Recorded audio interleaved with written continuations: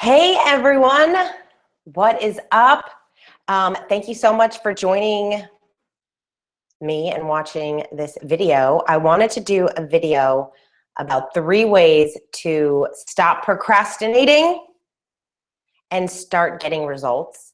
And the reason I wanted to do this is because I keep having conversations with my friends and my colleagues and people who really want to do something. They have this passion or they're working on something in their business and they really want to do it, but they keep on putting it off and putting it off. And we all do it. We all procrastinate on work that we need to do. And so I just wanted to share some things that I have been doing that have helped me. Hopefully it will help you as well. And so the first thing is to define one goal. That's 2. 1. We just need 1. Define one goal. And I know it sounds super easy and it's something that people say a lot.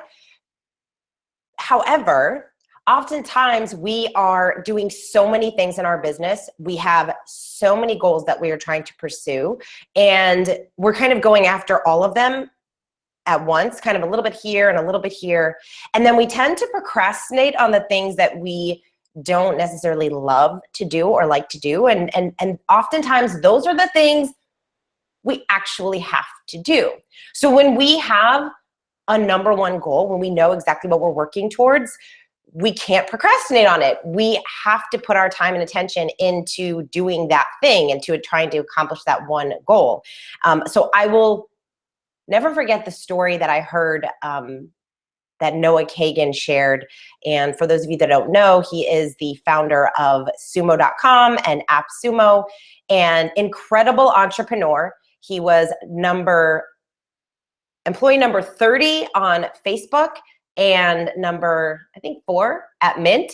And he shared the story about when he worked at Facebook and how he was having all these ideas about monetizing Facebook. And so he would talk to Mark Zuckerberg about how, hey, let's start monetizing Facebook, and here are the things that I think that we can do. And Mark said, no, we have one goal, and their one goal was to generate users. They just needed to get as many people on the platform as they could. And that was the goal that they were working towards. And so by doing that, it helps us become super laser focused. So for whatever you're working on in your business, or if you have a passion project that you're trying to pursue, picking that one thing is really helpful to identify what that is. So if you're building a business and you need to reach a revenue goal, then obviously it's the revenue. And what does that look like? That means that you need to either get new clients, get more clients. You can have some of your existing clients upgrade their services to some of the other things that you offer. But whatever that looks like, that's what you would focus on if it was a revenue goal. If you have a subscriber goal, if you're building a YouTube channel, your subscriber goal is to get X amount of subscribers, which means you need to be creating X amount of videos and putting out content and asking people to subscribe to your channel, that kind of thing.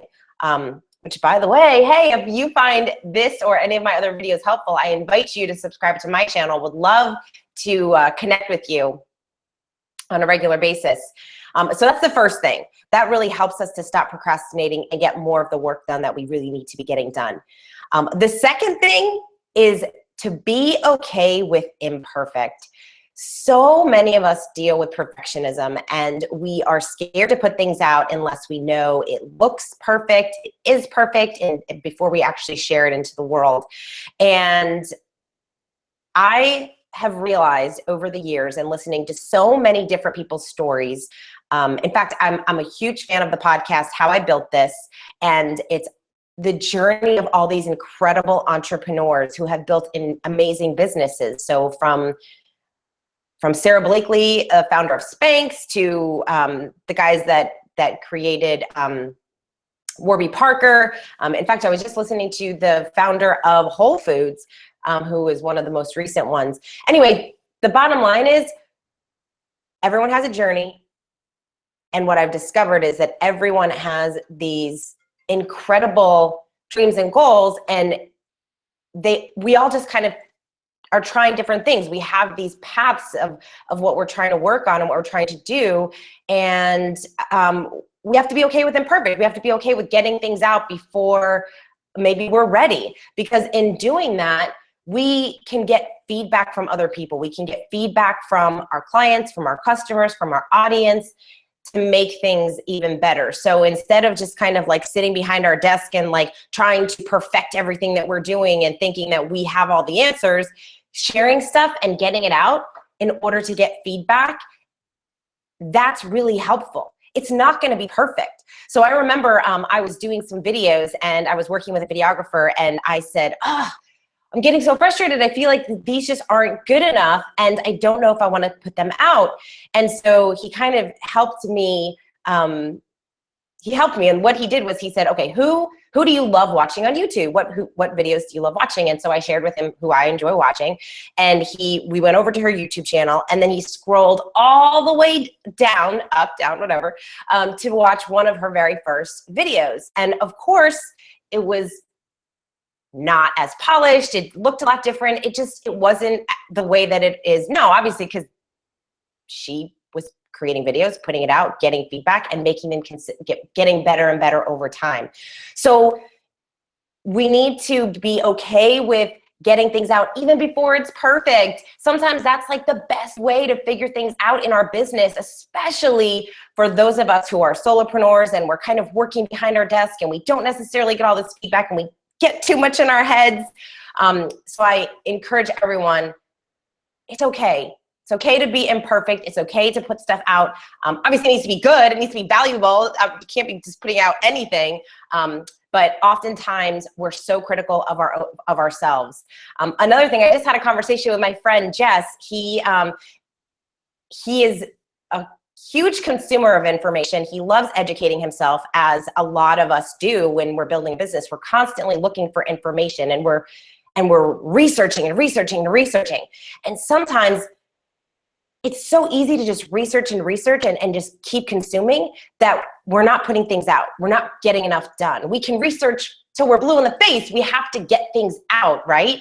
And so he actually said to me, because I always say to him, I said, consume, be consuming always and be learning and growing and developing and building, but we need to be creating too. And so he wrote me the other day and he stumbled upon Neil Patel, who I'm a huge fan of, love his work. I've actually done a couple interviews with him, and he said, wow, I really could see what you mean by just kind of being stuck in like consuming and educating.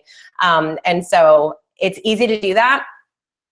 So be consuming, be getting things out, be getting feedback from your audience, from your clients, your customers, and the people that support you and your business. And that's going to really help push you forward. And then the last thing that I wanted to share is on how to kind of stop that procrastination is to focus on the small wins. It's so easy for us to be overwhelmed because we're trying to, whether you're trying to grow a big audience or grow this huge business, we see the cover of Entrepreneur Magazine and we see all these incredible stories of people that are building these huge empires, and we want all this huge success, that sometimes we forget that these small wins are really exciting. So if you landed a deal with somebody that you've been trying to over the past month and you got it, that's awesome. I've been wanting to do these workshops locally for a long time, and I've been doing them for free for years and years and years. And I finally put together a workshop, and I'm doing it on Saturday, and I got some people to come do it. And for me, like, that was a huge win. I'm really excited about that.